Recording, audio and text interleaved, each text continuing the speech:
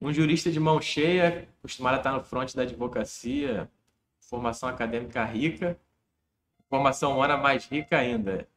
Esse é José Roberto Castro Neves, meu xará, que a gente vai conhecer melhor em primeira pessoa hoje. Zé, em primeiro lugar, obrigado por ter topado, meu querido. Imagina. Esse bate-papo, sei que a tua agenda é corrida e você sabe que eu te admiro pra caramba. Pois é, Obrigado por obrigado estar pelo, aqui. pelo carinho, a admiração é recíproca, você também sabe disso. É um prazer poder participar aí dos milhões de eventos que você distribui e generosamente faz aí para a turma. Obrigado, Zé. Não, você Obrigado a está você sempre com as pelo portas convite. abertas. Obrigado.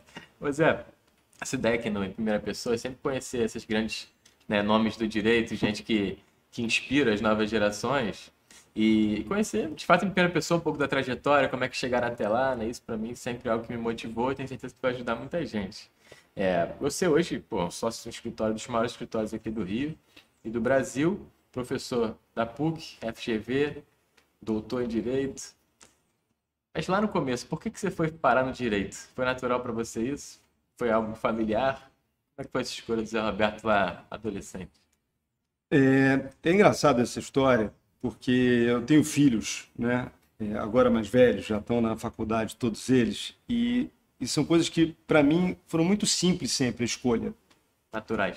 Foi uma coisa muito natural. Minha mãe é do ramo, né? Nossos pais se conheceram, né? Tiveram uma trajetória comum no seu trabalho, né? Histórias muito bonitas dos dois e eu tinha a influência da minha mãe, que era uma influência muito forte. E eu acabei nunca me questionando muito. Sempre quis ser advogado, na verdade. É, advogado. Advogado. Minha mãe tinha muitos amigos advogados. A casa da minha mãe era uma casa em que muitos desses grandes advogados iam lá. Eu olhava aqueles caras com muita admiração.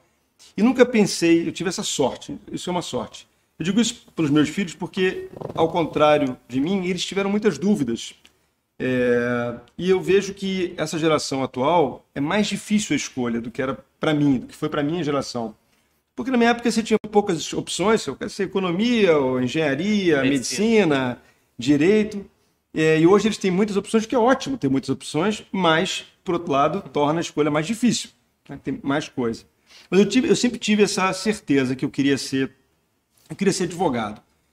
E eu adoro o que eu faço, eu acho que é uma profissão lindíssima, dessa de ajudar. E o meu pai, que até fez direito, mas que não foi advogado, ele disse uma coisa para mim uma vez, que para mim faz muito sentido, e eu lembro com muita frequência, que é o seguinte: o advogado é o cara que vai ajudar o cliente dele. Então, quando o advogado tiver isso presente na vida dele, ele está ajudando o cara. Ele vai resolver o problema do cliente. Aí ele vai ser um bom advogado. A hora que ele se desgrudar dessa orientação, que ele esquecer que ele é um ajudante do cara, aí ele não funciona. Isso parece óbvio, mas de fato você sabe que no dia a dia, na rotina do escritório, A grande guerra, caso da né? administração, né? A É, importância toda, todos os outros aspectos da advocacia, a gente esquece disso, que está postulando o é. nome de alguém. O cliente é um doente, É, né? E você é um médico que você está ali ajudando o cliente. Hoje em dia, né, a advocacia que a gente faz acaba sendo uma advocacia muito de pessoa jurídica. Obviamente, né, distancia um pouco a humanidade da história com essa discussão. Agora, a gente não pode perder que, no fundo, o advogado está ajudando aquela pessoa, aquele cliente dele. e o que traz muita responsabilidade também, né? Ah, com certeza, com certeza. E se você perde isso, você fica leve. Uma outra coisa, né, de advocacia que é desgraçada, que é a tensão, né? Porque a gente brinca, você tem que ser menos tenso. Eu falei, cara, esquece. Eu sou pago para ser tenso, É, né? O cara me contrata para eu ficar preocupado com o problema dele. exato. E aí, às vezes, você vê até uma pessoa que é menos ligada, menos atenta. E na advocacia, infelizmente, esses defeitos, eles acabam te ajudando, né? O Nietzsche falava isso. O Nietzsche dizia o seguinte, que, infelizmente, a sociedade, as pessoas, elas se destacam muito pelos defeitos dela. Então, o cara que é calmo, né, que é plácido, que é sereno, esse cara, às vezes, na advocacia não ia talvez tão bem, na advocacia É, contenciosa. O cara que é obsessivo, que é angustiado, que é ansioso, esse cara talvez fique mais, seja um cara mais adequado para aquele caso. Ali, para o juiz, é o contrário, né? O exatamente. juiz já tem que ter outro temperamento, um temperamento realmente menos atirado, né, de mais contemplação. Enfim, essas características moldam a gente também um pouco, né? Não, isso é interessante que você falou, sabia? Porque a gente costuma pensar que esse discernimento entre advocacia e concurso, cargos públicos, Isso. um questionamento sempre de todo aluno do direito, grande parte, pelo visto, você não teve, apesar da tua mãe ocupar um cargo público, né? Nunca passou pela sua cabeça concurso? Não, a mim não. E o meu irmão é juiz, Exato. meu irmão foi defensor, né? E depois juiz, e eu tenho uma admiração incrível. Minha irmã é advogada também, mas não. E eu acho que é isso aí. Tem uma coisa na vida, né, Zé, que a gente se entender melhor, se compreender, o autoconhecimento para perceber como é que você vai ser feliz, né? Eu acho, você vê, às vezes, advogados que têm um temperamento que esse cara tinha que ser juiz, né? Esse cara tinha que ser defensor. E o cara não vinga na advocacia? Até vinga, depende. Às vezes o cara é muito inteligente, o cara é bom. O sucesso profissional não necessariamente tem a ver com você ser feliz, né? São duas coisas diferentes, né? Então o cara pode até ir muito bem, mas você vê que é um cara atormentado, que ele não é um cara realizado, né? Tem muita gente assim na advocacia, né? Não, tem muita gente assim em qualquer lugar, né? Exato. Em qualquer lugar. Então eu estava dizendo, o autoconhecimento ele é legal porque você põe quais são os o que eu gosto de fazer, onde é que eu me sinto realmente à vontade, feliz, e a partir daí você faz uma escolha da tua profissão. Se você tiver sorte, um pouco de sorte tem que ter, naturalmente, né? Claro, você consegue encaixar essas coisas. É claro também, né, que você tem dúvidas. É natural ter dúvida. Então, vou citar um outro filósofo, o Miguel de Unamuno, ele dizia: fé sem dúvida é fé morta.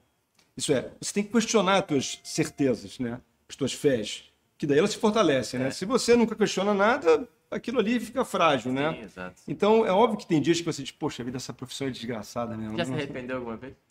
Não. Mas já, muitos dias você fala assim: nossa, meu Deus do se céu. arrepender muitas vezes. Não, caramba, que loucura, cara, que profissãozinha que eu escolhi, né? Que tensão, que guerra, né? Você vai dormir todo suado, nervoso, preocupado, sai de um julgamento, você fica chateado. Isso a vida, ela te dá esses momentos também.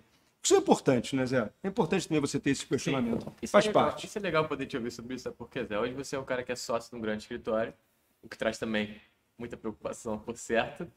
Mas também você tem uma formação literária, uma formação humana rica que, em geral, o operador de direito hoje não tem, perdeu um pouco. Não sei. Tem muita gente com uma formação extraordinária. Aliás, o direito é um lugar onde se encontra pessoas que realmente estudaram e eu acho que, enfim, me fascina isso, né? Mas a dificuldade que eu ia te perguntar é a seguinte: como manter um ritmo na advocacia, com todos esses aspectos, né? Porque a demanda é muito grande, maior do que no cargo público em geral, pelo menos a demanda da responsabilidade, dos prazos, da prestação para os clientes, que é um aspecto que, por exemplo, eu não tenho na defesa, e o prazo é em dobro. Você tem chefe, né? Você tem chefe, né? Exato, tem chefe. Tem que prestar conta, né? É Até diferente. financeiramente você depende mais do resultado do Depende que mais do do cargo resultado, público. Então com isso por si só traz uma responsabilidade. É verdade. Né? Mas como conciliar isso com uma vida de estudo mais holística, mais ampla? Né? Você também é um cara que, apesar de tudo que você está falando aí, é um cara que está sempre tranquilo. Também está na academia, dá aula na graduação. Como é que se concilia tanta coisa com a advocacia, que é onde a gente pega? Enfim, eu acho que é o seguinte, não sei se sou nenhuma assim, receita mágica, não tem. Claro. Mas principalmente eu acho que você tem que escolher coisas que você gosta de fazer. Porque quando você gosta de fazer, você faz tudo muito bem e vai embora, né? Por exemplo, estudar. Estudar é muito importante na nossa profissão, né? O aprimoramento acadêmico, ele te ajuda muito e te faz ser feliz. Tem uma coisa que eu até converso com os alunos na faculdade, que eu digo o seguinte: eu falo assim, fala sobre uma coisa que você gosta. E aí o cara diz: gosto de futebol. Futebol, por exemplo. Aí uma menina fala: eu gosto de balé, eu gosto, sei lá, do que ela gosta. E cada um explica. E aí por que você gosta? Aí o cara começa a explicar. E você diz: você vê que você gosta porque você conhece. Quando você conhece, você tem um prazer muito grande de falar sobre um assunto que você conhece. Se eu te perguntar, fala sobre um tema que você gosta. Shakespeare, eu adoro Shakespeare. Sim. Então, Shakespeare, eu vou falar porque eu adoro. Se te pedem para falar sobre um assunto que você não gosta, você, ao contrário, vai ficar retraído. Puxa, eu não conheço esse assunto, eu não vou falar bem sobre ele.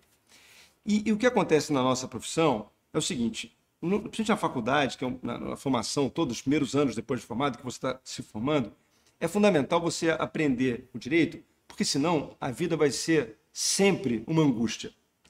Você vê aquela pessoa, aquele profissional que não se formou adequadamente, tudo para ele é difícil. Ele vai passar o resto da vida sofrendo. Porque ele vai para o trabalho nervoso, porque vão perguntar uma coisa para ele que ele não vai ter segurança. Exatamente. Ele vai ficar a vida inteira sendo um refém daquela falta de conhecimento. Então, a gente está falando sobre felicidade, né? Mas faz parte da tua felicidade conhecer o que você faz. Você imagina um médico que chega doente, ele tem insegurança de saber diagnosticar qual é o problema, é uma desgraça para a vida dele. E eu vejo que o profissional feliz é aquele profissional que estudou. Então, estudar passa por um caminho da felicidade. Para um caminho de chegar, então, eu conheço a matéria. Então, eu vi uma questão Você conhece muito processo. Eu estudei muito processo, mas não conheço como você. Mas sempre falava, vou lá, vou estudar, vou me informar. Eu estudei mais direito civil. Claro que conhecimento é uma coisa que você sempre aprende alguma coisa, mas é um tema que você fica mais seguro. Sim. Né? Chega o tema e diz, poxa, isso aqui eu conheço, isso aqui é isso assim. E você está tranquilo. Né? Então, estudar tem a ver com essa felicidade. E aí você está dizendo, fazer o que você gosta. Eu, por exemplo, gosto muito de ler. Eu gosto muito de música também, né? Agora eu tenho vários interesses. Então, mas eu procuro fazer o que eu gosto. E é óbvio que na profissão também tem horas que uma parte você não vai gostar também. Mas aí não tem jeito. É do jogo também. Né? Agora, quando você perceber na tua vida que você está a maior parte do tempo sendo infeliz, talvez seja hora de você mudar de profissão, né? Né? Se você perceber, claro, a vida não é só alegria, seria, né? Mas, se 90% do teu dia tiver só de sofrimento, você, poxa, então eu vou, sei lá, vou vender tudo, vou abrir um quiosque, né? Pô, né? Vou ser músico, vou ser, sei lá, eu filósofo, vou mudar para Mauá. Agora, boa parte do meu tempo é fazendo coisas que eu gosto. E ler é um momento também de refúgio também, né? A literatura é um grande refúgio. Né? Você passa desacelera um pouco também. Claro, você passa aquele dia inteiro desgraçado, coisa ruim, tensão, né? Na advocacia, particularmente, a advocacia contenciosa, que é que eu faço, é uma montanha-russa o dia. Se de manhã conseguimos eliminar, tarde, revogaram eliminar. Né? Cliente aceitou pagar os honorários. Né? Clientes que vai discutir os honorários. Foi distribuído para um juiz ótimo. Pô, o juiz ótimo diz que não é competente. E por aí vai. O dia inteiro. Você tem notícias boas, notícias ruins, e você vai ter que conviver com aquilo e até entender que tem um barato nisso também, né? Enfim, então, eu acho que o segredo é você procurar coisas que você gosta e também trabalhar para que você goste das coisas. Eu ia falar, a gente consegue desenvolver bons gostos também. É claro, né? é claro. Mesmo quem nunca teve um hábito de leitura. Eu acho que a leitura tem uma coisa que é assim. Muitas vezes, eu vejo até em colégios, que você dá para o aluno ler livros que não falam com ele. Porque, vamos falar sobre literatura até jurídica, tem autores que você gosta mais que outros. Claro. Natural. Que você se emociona mais, que falam, que te inspiram mais. Na literatura é igual. Né? Nenhum de nós é igual, ainda bem. Cada um de nós tem um gosto específico. Olha, eu gosto disso, eu prefiro aquilo outro. Então, eu acho que a história grande da literatura é você encontrar uma coisa que você goste. E, a partir daí, desenvolver. Se eu não estou gostando do livro, não tem nenhum problema. Eu abandono o livro. Não tem nenhum problema, não tem nenhum pudor. Para ser prazeroso. É claro, é um momento de prazer. Né? É um momento de aprendizado, um momento de reflexão. Então, e tem vezes também, né, Zé, que você está lendo um livro que naquela hora não é legal. Mas depois vai ser incrível. No momento da tua vida mesmo. Exato. E você, aliás, se você ler o mesmo livro num momento diferente da tua vida, você vai ver que parece que você leu 2 livros diferentes. Né?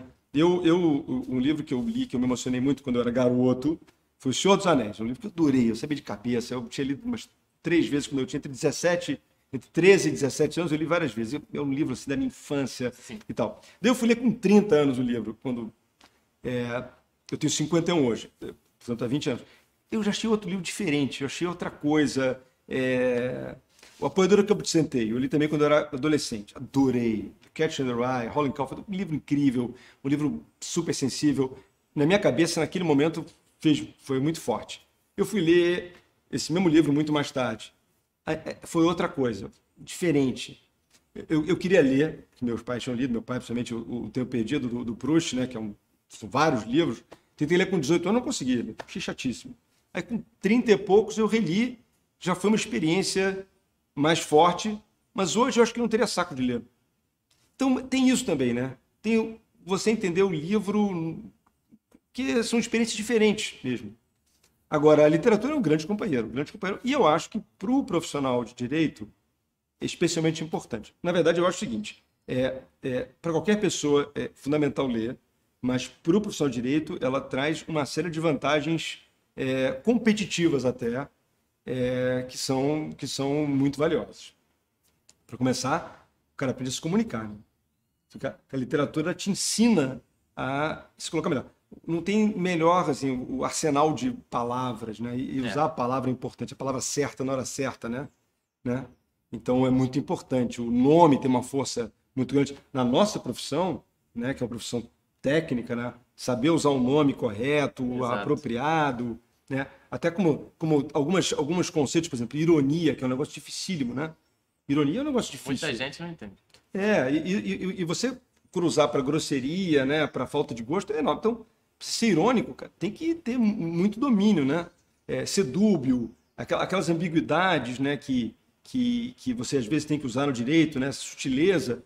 A literatura é uma escola melhor que tem desse negócio. Senão você passa a ser grosso, ser indelicado, né? E é perigoso tudo isso. Não é bom. O resultado é terrível. Porque grosso a maioria é, né, Zé? Se Grosso a é gente não se fácil. enriquece através disso, Ser a grosso gente é fica fácil. na mediocridade também.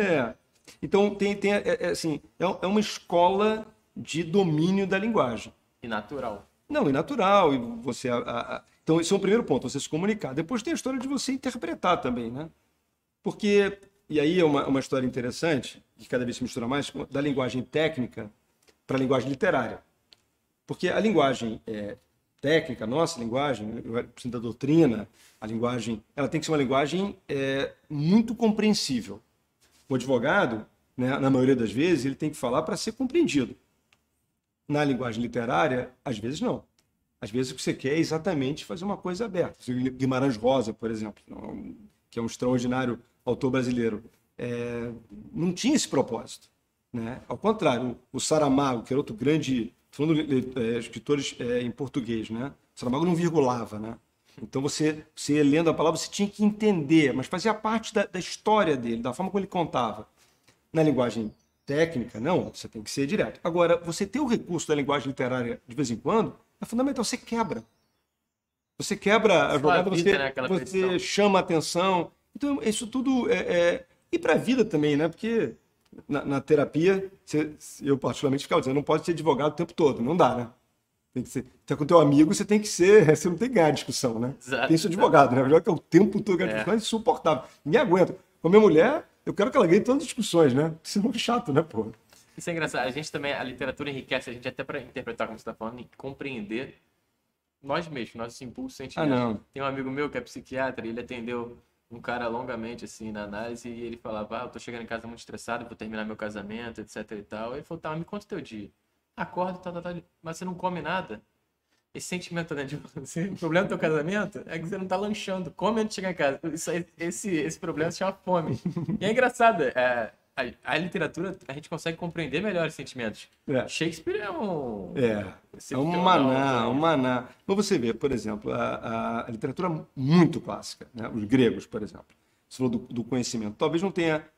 Tem outras, claro, mas assim, uma grande história de autoconhecimento é, por exemplo, Édipo. Édipo, todo ele, né, que foi escrito por Sófocles, 500 anos antes de Cristo, é todo ele relacionado ao autoconhecimento. Quem é o Édipo? Na história, né, do Édipo, que é conhecidíssima, o pai tem, o Laio tem um filho com a mãe, eles acreditavam muito no destino. O destino era tudo para eles, a Jocasta. E aí, esse teu filho vai ser a causa da destruição de Tebas. Então manda matar o filho, simples assim. Aí o cara não tem coragem de matar o filho, prende pelo pé, o filho acaba sendo entregue para uma outra pessoa, ele é cuidado como príncipe, e depois, quando ele tem 18 anos, ele quer saber quem ele é, um bêbado diz para ele, você não é filho dos seus pais, você é filho de outros, você foi adotado. Ele então quer saber quem ele é. Quem ele é. E Édipo é um nome interessante, porque Édipo quer dizer várias coisas. Pode ser dois pés, que é o homem, e também pode ser eu sei. Mas ele não sabe. Ele quer saber quem ele é. E aí ele vai pro Vite, de novo, né, pro vaticinador, e o oráculo diz para ele, você vai matar o seu pai e vai se casar com a sua mãe. Ele fica desesperado. Então ele vai pro outro lado. E indo pro outro lado, ele vai pro destino dele. Ele encontra o pai no meio do caminho, tem uma briga com o pai tá tem uma liteira, já mais coroa o Laio, ele mata o pai, sem saber que é o pai, e depois ele vai para... Ele tem que decifrar um enigma, né? Porque na história ele volta para a cidade dele, que ele não sabe que é a cidade dele, que é Tebas, e Tebas está dominada por um monstro. E esse monstro, então, passa um enigma para ele. E o enigma é uma esfinge. Essa esfinge é um corpo de mulher, mas a pata de leão e a lada.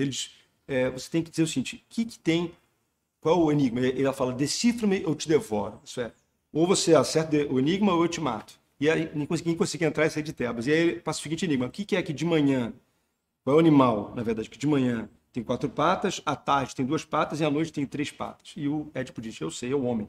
Que ele volta para o homem, né? Volta para o homem. Porque o homem de manhã engatinha, à tarde ele tem as 2 patas e à noite ele tem a bengala. Ela mata a esfinge se mata, obviamente, porque ele decifrou, ele entra na cidade e casa com a jovem, né, mãe, a Jocasta, que não sabia que era a mãe dele, que tinha ficado viúva, porque ninguém sabia onde estava o rei. Ele casa porque ele tem 4 filhos. 4 filhos com ela, como você, 4 filhos.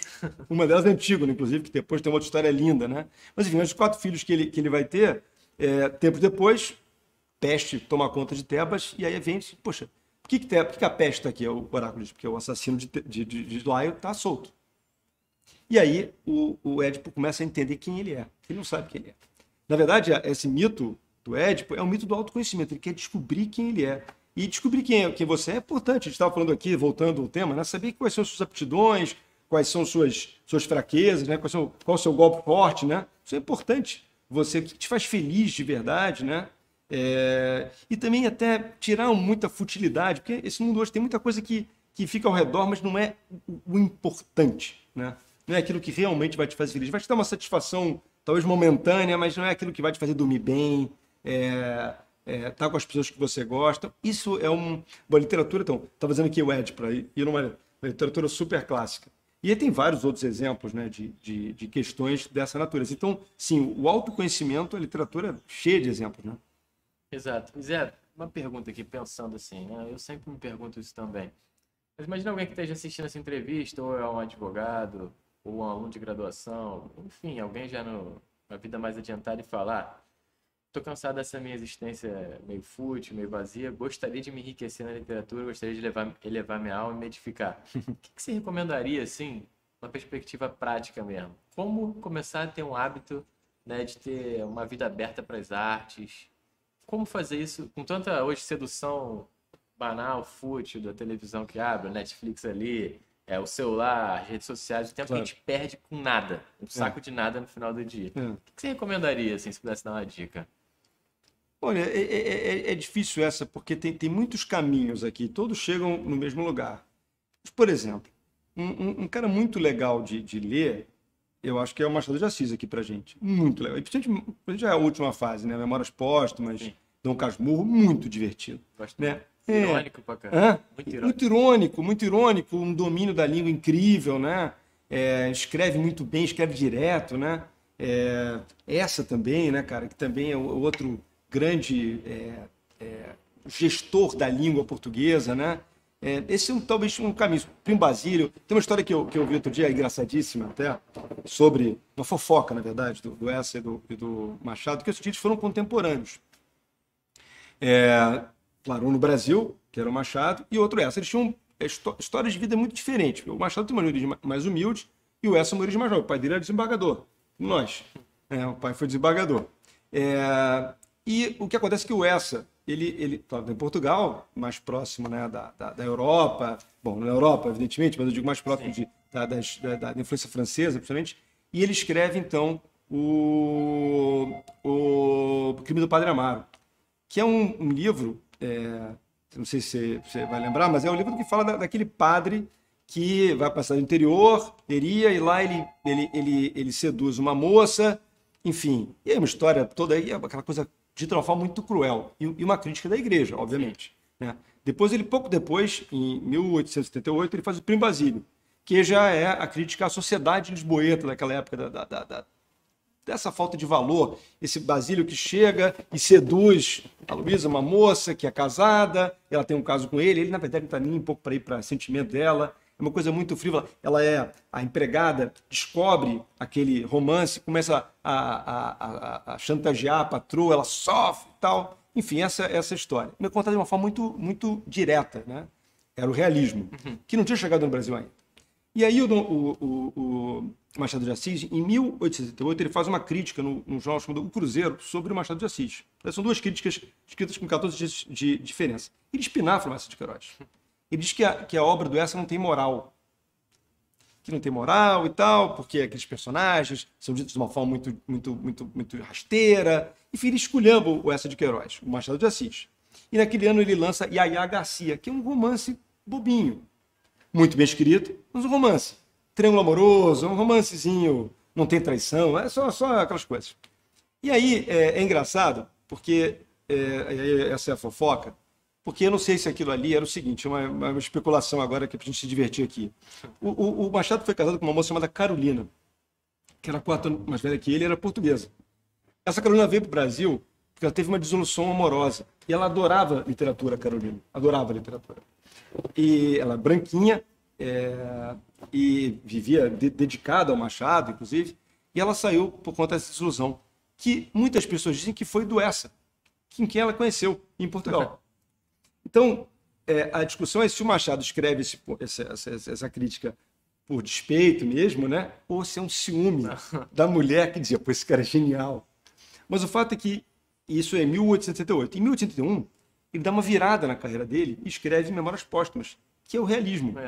Quer dizer, ele critica, mas com um cara inteligente, ele percebe a inteligência, né, a sensibilidade ali, e parte uma obra que é brilhante. O Memórias Póstumas, ele dedica ao verme que vai comer, né? É o defunto autor, né? Ele escreve da morte, né? Um livro incrível. Esse é um livro que eu acho que, enfim, quem nunca leu Machado, é um livro legal de ler, né? E de entender como é que era. Mas tem livros hoje que são muito, assim, mais modernos, que são muito interessantes. Um cara muito legal é um cara chamado Philip Roth, não sei se você já leu.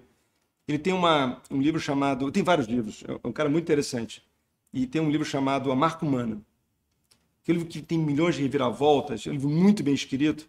Mas ele tem uma coisa que é assustadora para nós, professores, para você que tem um programa, que é um grande comunicador também, Zé, que é o seguinte, esse livro ele começa com a história desse professor, chamado Sil Coleman, que ele numa sala de aula, tem 2 alunos que nunca vêm, e ele diz o seguinte, pô, esses caras aqui são fantasmas, spooks no original. Eles nunca vêm. Faz esse comentário totalmente na inocência, tá? Só que esses alunos, que nunca vinham mesmo, eram negros. E essa palavra, em inglês, ela tem uma conotação racista. E a partir daí ele é perseguido. Ele é perseguido e ele, ao contrário, era um cara que era pró-inclusão, era um cara, enfim, inclusive dava aula sobre literatura grega. O livro tem essa brincadeira. E aí ele acaba tendo que sair do college que ele dava aula, da escola. Porque a perseguição, as pessoas vão até você... comentou assim. Cancelamento completo. E é interessante, né, cara? Porque isso assim, é muito a nossa vida hoje. O livro é incrível, porque depois tem milhões de reviravoltas no livro, que acontece, eu não vou fazer aqui um spoiler, mas é outro livro também muito interessante sobre o mundo que a gente vive hoje, essa coisa, esse cuidado que a gente tem que ter, que é ok, que as regras mudaram, né? A gente não quer ofender ninguém, obviamente. Claro. E, aliás, isso é outra coisa, né? Que o direito e a literatura, na verdade, a forma de expressão se unem muito, né? No direito da literatura, que é o limite da liberdade, né? Que é um tema relevantíssimo, né? O limite da liberdade, onde você começa a magoar as pessoas, e onde vai a razoabilidade dessa sensibilidade, né? Exatamente. E hipersensibilidade, você não pode falar nada, né? Sim. E, enfim, mas é muito interessante. Então esse caminho da literatura tem vários, mas acho que principalmente é ler coisas que as pessoas vão gostando e um livro puxa o outro, né? E criar um hábito. Me escovar o dente. Eu não sei, quando você é garoto, não quero escovar o dente, a mãe vai escovar o dente, né? E você acaba... Acho que a maioria das pessoas, hoje em dia, se você não escova o dente, você consegue deitar na cama, né? Exatamente. Você, você vai tomar banho, né? Se você chega em casa e não toma banho, você, pelo amor de Deus. Mas são hábitos saudáveis que você, de fato, estabelece e cria. E são muito positivos, né? Sim. Zé, e o último ponto aqui é o seguinte, além do grande leitor, você também é um autor. Autor jurídico, como muitos do direito, mas um autor também extrajurídico, né? Tem várias obras, ainda conversando com direito, mas sobre arte, sobre literatura, sobre música.